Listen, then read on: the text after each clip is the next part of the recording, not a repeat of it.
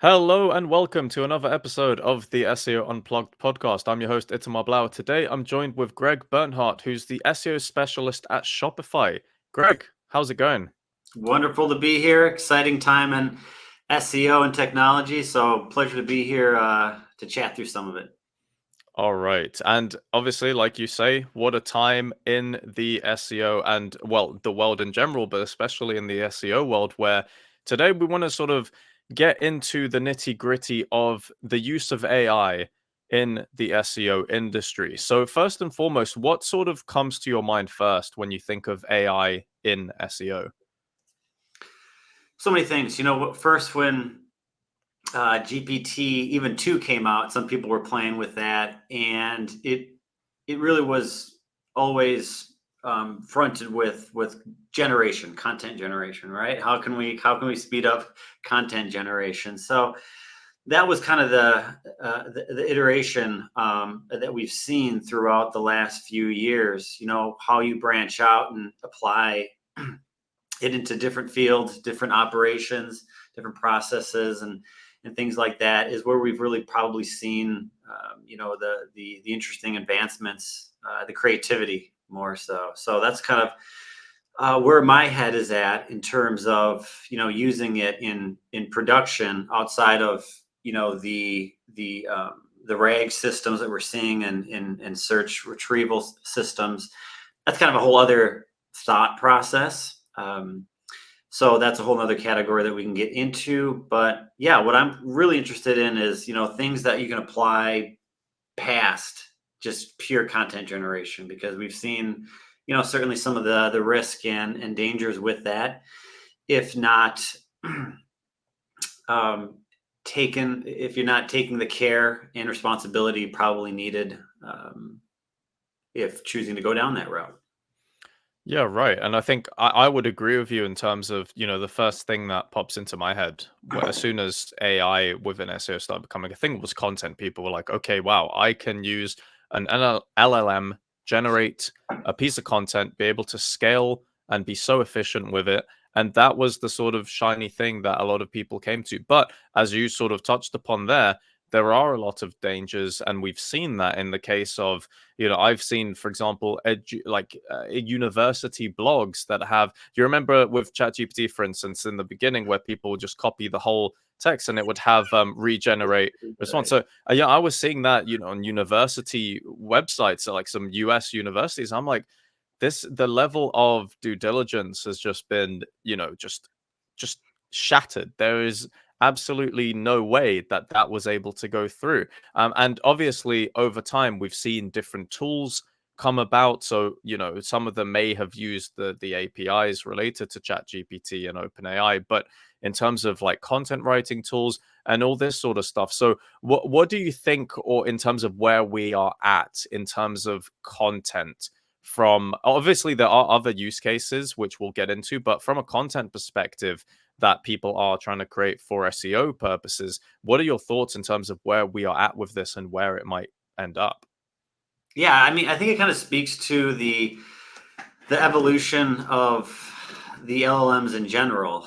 Um, I feel like we're sort of in the iPhone mode of models right now, where there's not light speed advances anymore. Chat GPT or GPT-2 was kind of under the radar. Then 3 came out, and Chat GPT last like March, and it went public and viral and wonderful. And then you had kind of the step to 3.5 and then 4. But now we're starting to see a little bit less, technological gains and whatnot, from GPT-4 to Turbo to O right now. Kind of minor improvements, right? Like a little better camera, a little better processor. The screen is a better OLED or whatever. And kind of like, well, you know, um, what are the big advances now? Because there were huge promises, right? And there's so much.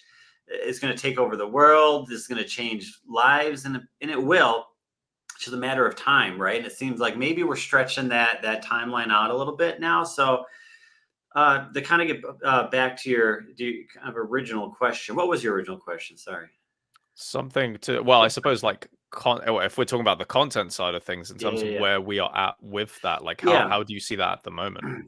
Right. So in early on, I mean, it was all about that shiny little object, and I was I was rewatching the Hobbit, the Lord of the Rings, the Hobbit movies, the new ones. It just kind of made me think like that AI for content was kind of like the ring, the ring. It had this power right over people of like, oh, this is a massive shortcut. This is gonna be great. We're gonna scale instantly. And we're definitely seeing the repercussions for some of that impatience and not having the due diligence of, okay, let's, instead of scaling out thousands of pages with AI and little overhead, no, maybe we need to slow this down a little bit. Maybe we need to, have human check, editors for all this stuff, layering in human generated content and stuff like that, and making sure that the facts are correct.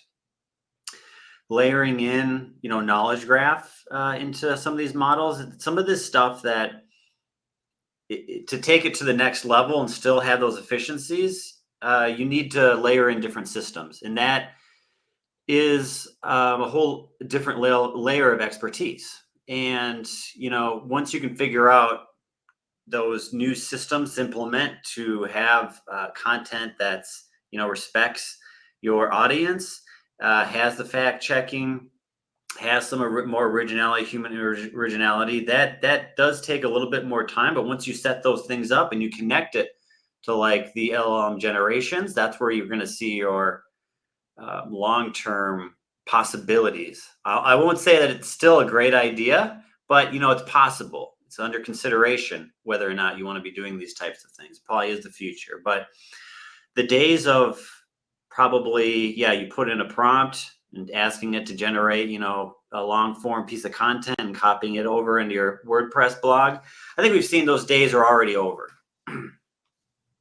Right. What are your And thoughts? I think that you are right in the sense that the initial assumption with the technology, I think, was that it's just like write one sentence and then it will give you exactly what you want. And I think we've seen recently in terms of, the prompt engineering side of things where people are being a bit more meticulous and a bit more sophisticated with how they're using the technology to get more accurate or more niche down tailored outputs towards ideally what it is that they would want.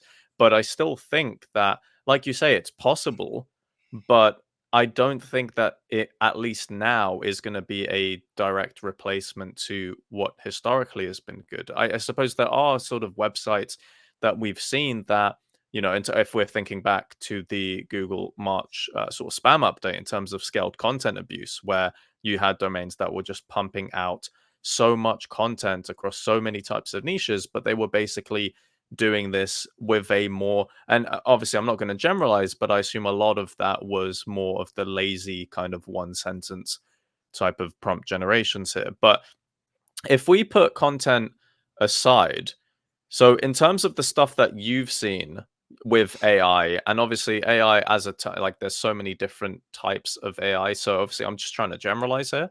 But what have you seen to be in terms of use cases for SEO purposes that either has been working quite well recently, or you think is, or like in terms of the opportunities that we've got for a strictly SEO purpose? For content generation or expanded through other operations? It can be anything, really. Yeah, yeah. So kind of early on, I thought, outside of the shiny kind of object of pure content generation, I think a lot of it, in terms of long form, we're kind of like talking about long form, the dangers of long form content generation. I think there's a lot less danger in short form. So rewriting web page titles or having titles be generated, or at least having a nice set, right? So you could say, hey, give me 10, titles for this. And then the human maybe picks and maybe makes a few adjustments. I think that is a nice time efficiency shortcut. Plus, it probably is an improvement. And, I still see, a veteran SEO struggle with page titles sometimes, because it's still a little bit of an art and science, in a test. Always, you never really know. So things like that, things like, of course, like meta descriptions and things, maybe first generation frequently asked question type things that can work really well. But again, I've seen some really bad results, even with GPT-4o, and a lot of times it will depend on your audience and your topic. If you have kind of beginner to intermediate type topics, and it can kind of work. But if you are in the specialized industries, you're going to get torn up. I guarantee it. Say you run a particle physics company, and you start generating FAQs on particle physics. The experts, the people who really know what they're doing, they're going to rip that stuff to shreds, because there's so much nuance that, so much like expertise that will be missing from those LLM outputs. They just will. So you'll want to kind of weigh whether or not you want to use that based on your audience and your depth of topic, for sure. But also, it early on, it's an efficiency play, in terms of connecting various systems together that you use for content generation or SEO. So I've always really seen it as an efficiency play, number one, and a generation play, number two. What about you? Right. Yeah, I think in terms of what I tried to do from the beginning was sort of figure out where can I save the most time, whereby the outputs of what I'm doing are still going to be as accurate as they can for the use case that I've sort of got. So, little bits here and there, processes, so like with titles, but I think what we sort of see now with the sort of custom GPTs that people are creating is that it really does give you a lot more sort of power, in the sense that you can really fine tune and tailor stuff to your needs. So for instance, if I am looking at stuff even from an off page perspective, if we're talking about links, for instance, and I'm trying to find some websites to reach out to, I can maybe take a third party tool, scrape or download in bulk data about those sites, and then have that there within the sort of information of the custom GPT. I can tell it, okay, you're going to be looking into this data. Here's exactly what you're going to pull out. I want you to list out which domains you think are best worth going into based on X, Y, and Z factors. And then I could paste the websites in there, and then it'll automatically just be able to go and do that and run that for me. So that in the past might have taken me, an hour to check through. Whereas here, it takes me maybe 2 to 3 minutes. So it's like, in terms of those possibilities, you do have a lot of stuff where you can be quite smart and meticulous with stuff. But obviously, it means you need to do that prior work. Like, it's going to take time to set those up. You can't just do that in a few minutes. It's like you need to test, redo, test again, try different stuff out, really dig deep and probe and all of that sort of stuff, and then you can get something that may be, viable for that particular use case.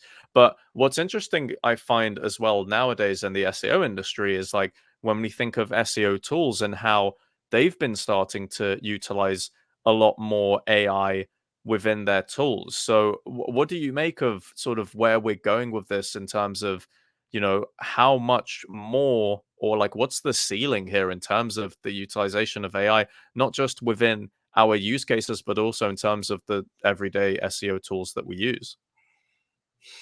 Yeah, that's awesome, and I love the examples you described there. And yeah, everyone should be playing with custom GPTs, playing with assistants, right? The OpenAI assistants.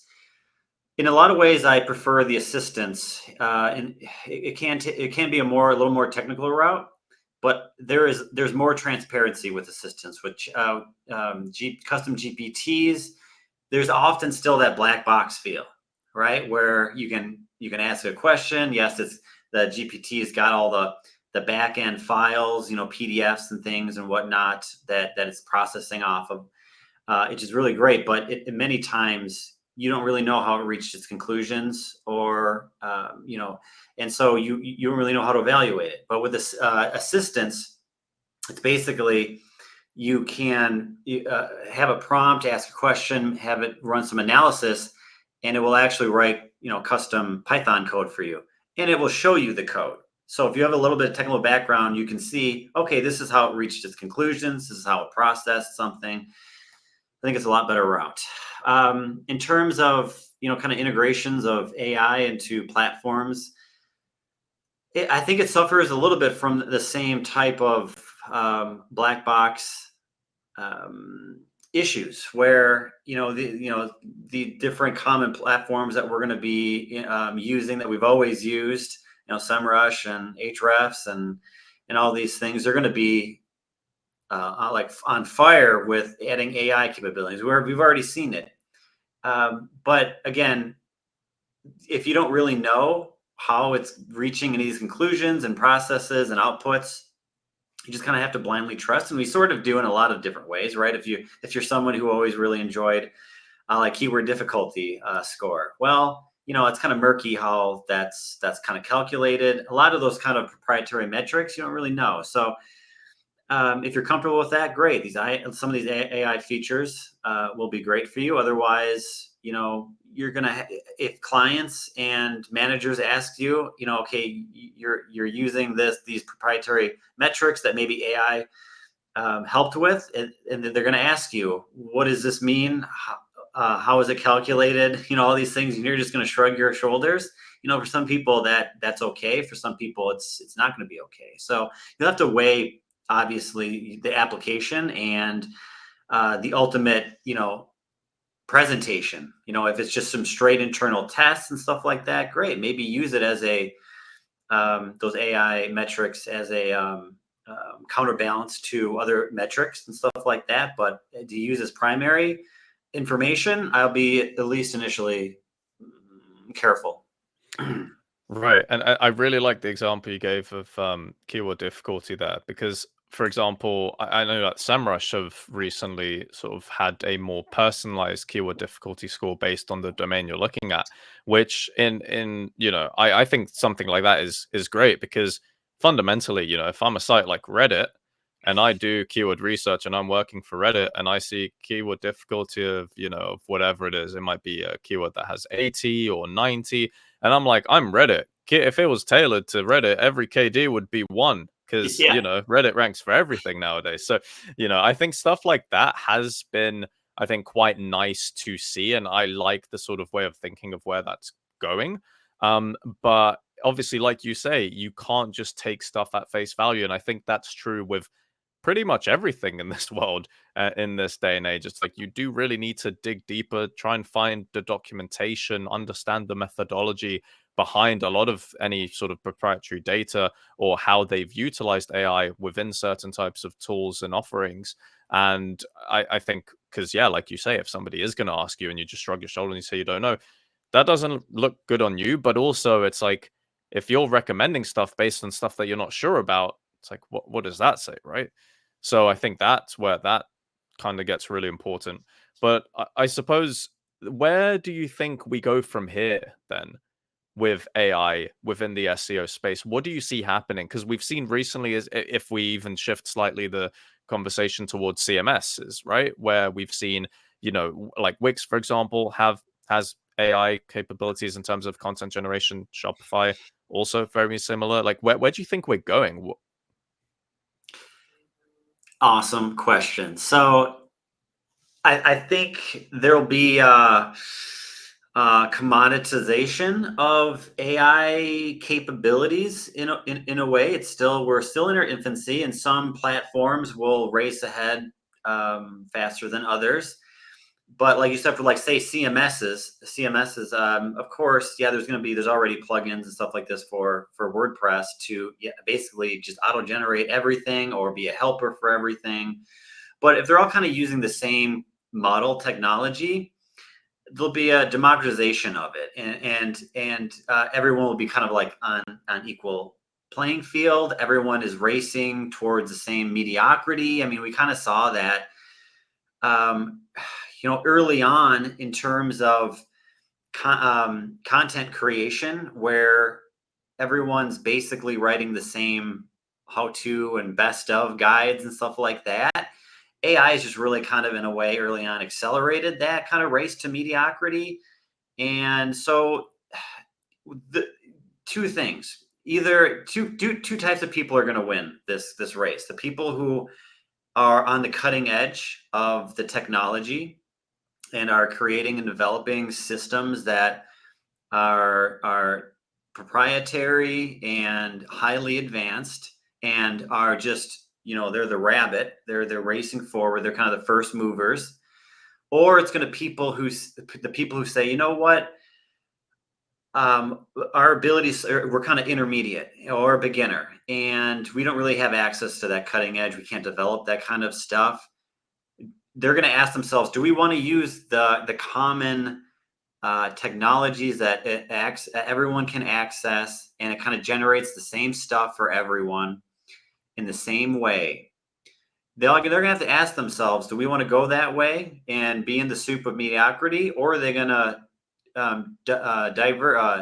diverge somewhere else and say, you know what, we're going to break away from that. We're going to probably maybe use AI for efficiencies, but just purely efficiencies, and use our other energies to humanly inject, the originality, the true value of the content of the product, and focus on, user experience and, having a good product that people care about and want, building their brand, building their business.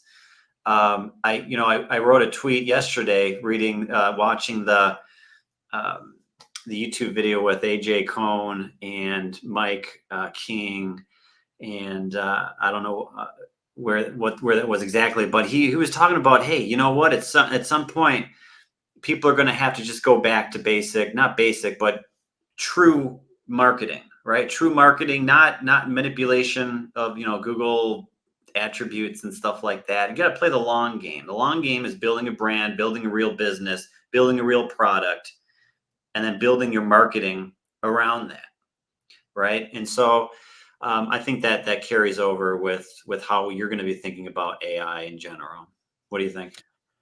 Yeah, I think you summed it up really nicely. I think the whole key of sustainability is really valued, especially if you are a brand. So let's say, the only difference where I've seen the AI use cases of people just trying to spin something up, and then it works really well for a short time and then it crashes and burns. It's like, okay, that's great if you're kind of doing this yourself, you've not got any other stakeholder buy-in. But for a lot of actual, businesses who have been established for, 5, 10, 15, 20 plus years, it's like they can't do that. They can't risk their whole business, especially when it comes to, the amount of revenue or conversions they get through organic. They can't risk that going down the drain just because you wanted to capitalize on something that may have only worked for a short amount of time. So, I think sustainability is really important. It's something that, as you say, like actually building a brand and all the stuff that is required to do that effectively over the long term. And that can't just be, you can't just have the be all end all and sort of associate AI as being the North Star that's going to get you to the end game here, because that's never going to happen. But yeah, there's obviously so much more to discuss here, but I think you did really sum that up quite nicely in terms of what businesses, hopefully, if somebody's listening to this and they run a business, or they're within businesses and have got their own brands or whatever, that is something definitely to consider. But obviously, like I say, there's so much more to be said, Greg, and you obviously have a lot of great knowledge to share. So if people do want to reach out to you and continue the conversation, where can they find you? You can find me on Twitter and LinkedIn, or hit me up on gregbernhardt.com. That's my little brochure personal page, and yeah, always looking to discuss these things and share knowledge. That's one of the great things I love about the SEO industry. In some ways, there's been some drama and toxicity, but if you can filter that out, a lot of the great minds and people, altruistic people out there just willing to share and collaborate are out there. I like to see myself as one of those people. So anytime, reach out and let's just chat.